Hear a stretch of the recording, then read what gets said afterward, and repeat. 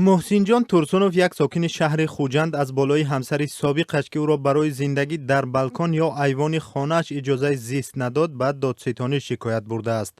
دادگاه محسین ترسونوف را پس از 2 سال طلاق در بالکن خانه همسر سابقش مسکون کرد. اما مطلوبه قرابای همسر این مرد او را برای زندگی در خانه‌اش راه نداد. این خانه‌ای که باعث به بحث زن و شوهر سابق قرار دارد، یک حجره دارد و مساحتش 27 متر مربع است. بجز از بالکن دیگر جای برای مسکون کردن شوهر سابق این مرد وجود ندارد.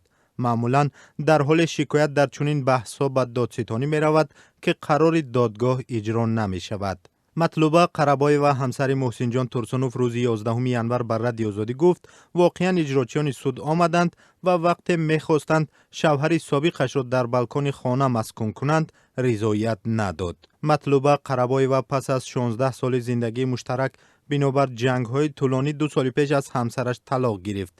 اما حالا دادگاه سرچشمه به گفته او جنجال‌ها را دوباره با او همخانه کردن می‌خواهد.